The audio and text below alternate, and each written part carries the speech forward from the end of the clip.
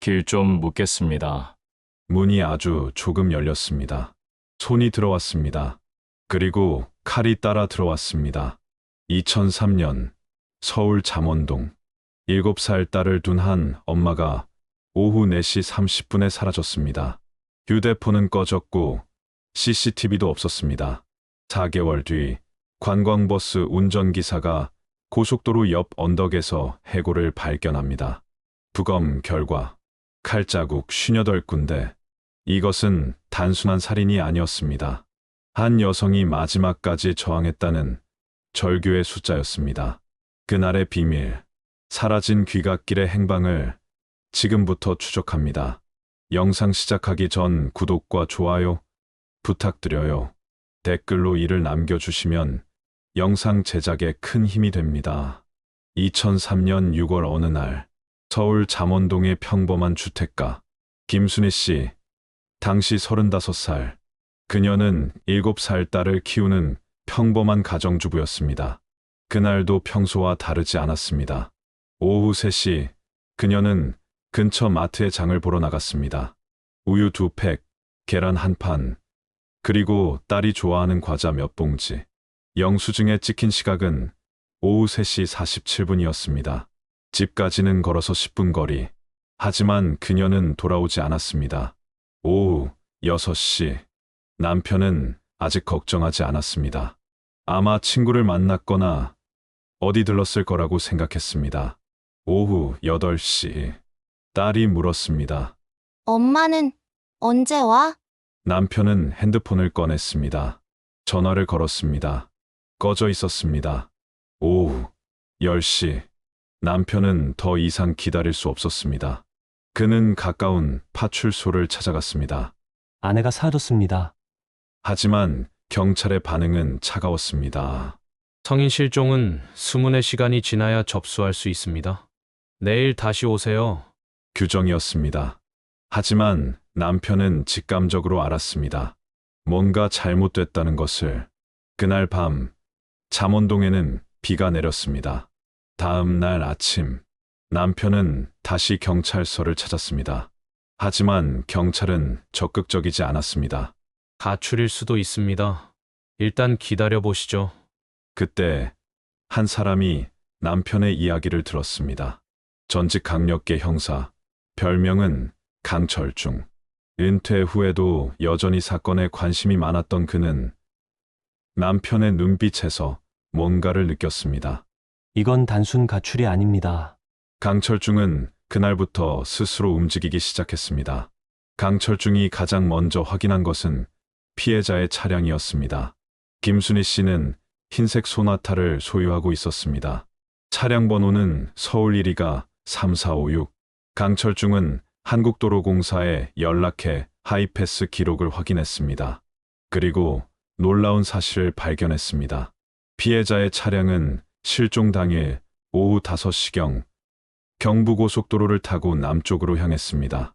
그리고 신갈 분기점에서 영동고속도로로 진입했습니다. 더 충격적인 것은 그 다음이었습니다. 오후 6시 20분 문막 인터체인지 근처의 한 주유소.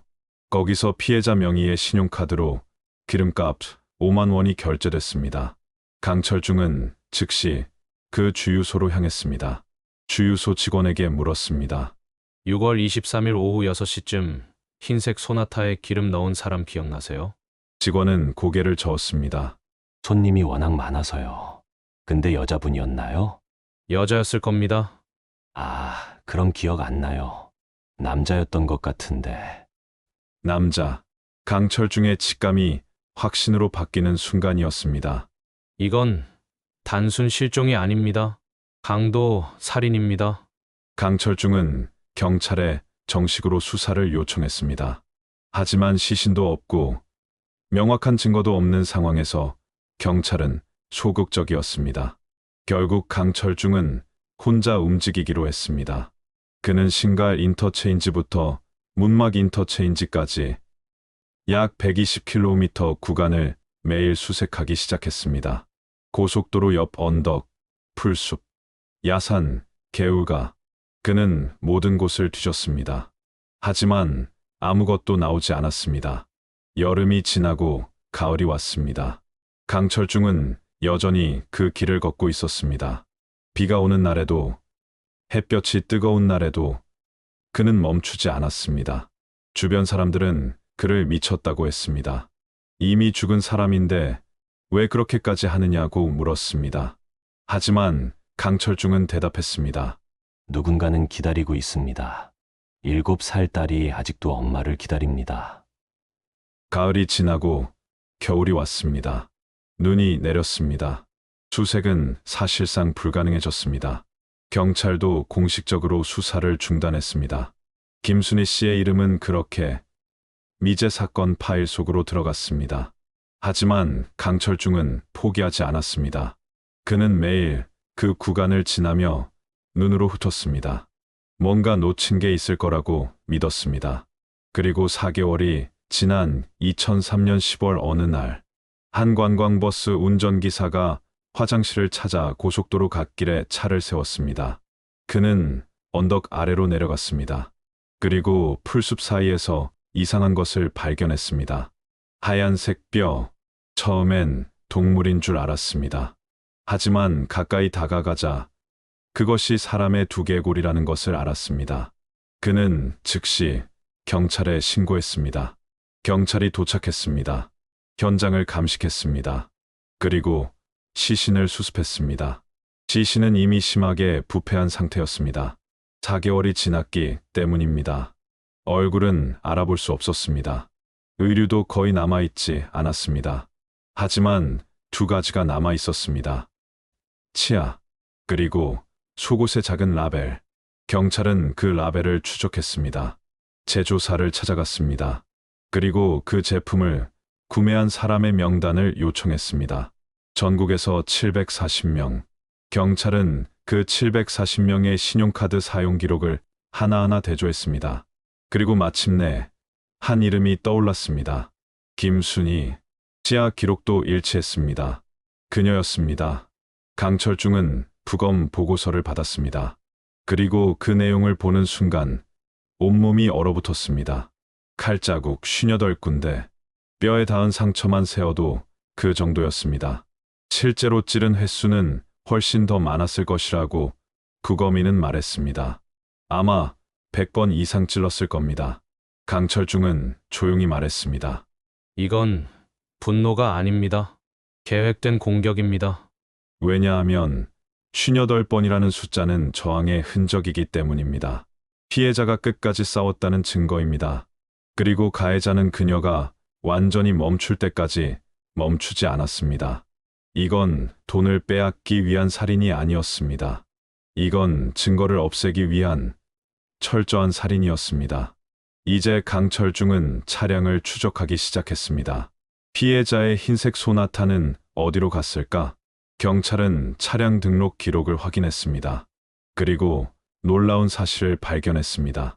그 차는 실종 이틀 후 서울의 한 중고차 매매상에 팔려 있었습니다. 판매자는 김순희 씨의 명의였습니다. 하지만 실제로 차를 가져온 사람은 남자였습니다. 강철중은 즉시 그 매매상을 찾아갔습니다. 그날 차 가져온 사람 기억나세요? 매매상 사장은 고개를 끄덕였습니다. 기억나죠? 좀 이상한 사람이었어요. 왜요? 얼굴을 잘 안 보여주려고 했어요. 모자를 깊게 눌러 쓰고 선글라스도 끼고 그리고 휴대폰도 없다고 하더라고요. 휴대폰이 없다고요? 네, 연락은 공중전화로만 하겠다고 했어요. 공중전화. 강철중의 눈이 반짝였습니다. 그 공중전화 번호 기억하세요? 장부에 적어뒀을 거예요. 잠깐만요. 사장은 오래된 장부를 뒤적였습니다. 그리고 한 페이지를 펼쳤습니다. 여기 있네요. 02-123-4567. 강철중은 그 번호를 적었습니다. 그리고 즉시 한국통신에 연락했습니다. 이 공중전화 위치 어디죠? 압구정동 현대아파트 앞입니다. 강철중은 그곳으로 향했습니다. 하지만 공중전화 부스에는 아무것도 없었습니다. CCTV도 없었습니다. 그는 다시 통화 기록을 요청했습니다. 이 공중전화에서 걸린 모든 통화 기록 주세요. 며칠 후 기록이 도착했습니다. 그리고 그 안에서 강철중은 패턴을 발견했습니다. 같은 번호로 여러 번 전화가 걸려 있었습니다. 그 번호는 1, 2, 3, 4로 끝났습니다. 강철중은 그 번호의 주인을 추적했습니다. 명의자는 응모 씨, 32살 남성. 직업은 인테리어 기사. 강철중은 그의 주소를 확인했습니다. 잠실의 한 오피스텔이었습니다. 새벽 4시. 강철중은 그 오피스텔 앞에 서 있었습니다. 그리고 초인종을 눌렀습니다. 문이 열렸습니다. 한 남자가 나왔습니다. 눈이 충혈돼 있었습니다. 술 냄새가 났습니다. 누구세요? 강철중은 조용히 말했습니다. 경찰입니다. 잠깐 얘기 좀 하죠. 남자의 얼굴이 굳었습니다. 그는 아무 말도 하지 않았습니다. 하지만 그의 눈빛은 이미 모든 것을 말하고 있었습니다. 강철중은 그를 경찰서로 데려갔습니다. 조사실. 강철중은 남자 앞에 앉았습니다. 그리고 한 장의 사진을 꺼냈습니다. 김순희 씨의 사진이었습니다. 이 사람 아세요? 남자는 고개를 저었습니다. 모릅니다. 이 차는요? 흰색 소나타 사진. 남자는 또 고개를 저었습니다. 모릅니다. 강철중은 조용히 말했습니다. 당신 전화번호 1234로 끝나죠? 남자가 움찔했습니다. 압구정 공중전화에서 당신한테 여러 번 전화 왔어요. 6월 24일, 25일. 그리고 그 공중전화에서 중고차 매매상한테도 전화 갔어요. 남자는 입을 다물었습니다. 강철중은 계속했습니다. 남자의 손이 떨렸습니다. 침묵. 강철중은 책상을 쳤습니다. 왜 죽였습니까? 남자는 고개를 숙였습니다. 그리고 작은 목소리로 말했습니다. 돈이 필요해서요. 남자는 모든 것을 자백했습니다. 그는 빚이 있었습니다. 카드빚, 사채빚, 합쳐서 3천만 원. 독촉이 매일 왔습니다. 전화가 오고, 문자가 오고, 사람이 찾아왔습니다. 그는 절박했습니다. 그리고 계획을 세웠습니다. 6월 20일. 그는 청계천의 한 철물점에서 칼을 샀습니다. 길이 20cm짜리 식칼. 가격은 10,000원. 그리고 중고차 거래 사이트를 뒤졌습니다. 여성 판매자를 찾았습니다. 혼자 사는 사람 또는 낮에 혼자 있는 사람. 김순희 씨의 게시글을 발견했습니다. 소나타 팔아요. 직거래 가능 연락 주세요. 그는 공중전화로 전화를 걸었습니다. 왜냐하면 추적당하지 않기 위해서. 차 보고 싶은데요. 언제 볼 수 있어요? 오늘 오후는 어때요? 좋아요. 그럼 4시쯤 갈게요. 6월 23일 오후 4시. 그는 잠원동으로 갔습니다. 손에는 우산, 그 안에는 칼. 비가 오고 있었습니다. 그는 김순희 씨의 집 앞에서 기다렸습니다. 그리고 그녀가 차를 타고 돌아오는 것을 봤습니다. 그는 다가갔습니다. 실례합니다. 길 좀 묻겠습니다. 김순희 씨는 창문을 조금 내렸습니다. 어디 가세요? 그 순간 그는 우산을 떨어뜨렸습니다. 그리고 손을 창문 안으로 밀어 넣었습니다. 칼과 함께 김순희 씨는 비명을 질렀습니다. 그는 문을 열고 안으로 들어갔습니다. 그리고 칼을 휘둘렀습니다. 1번, 2번, 3번. 그녀는 저항했습니다. 손으로 칼을 막으려 했습니다. 하지만 칼은 계속 들어왔습니다. 10번, 20번, 30번. 그녀는 더 이상 움직이지 않았습니다. 그는 차를 몰고 고속도로로 갔습니다. 영동 고속도로. 문막 인터체인지 근처. 인적이 드문 언덕.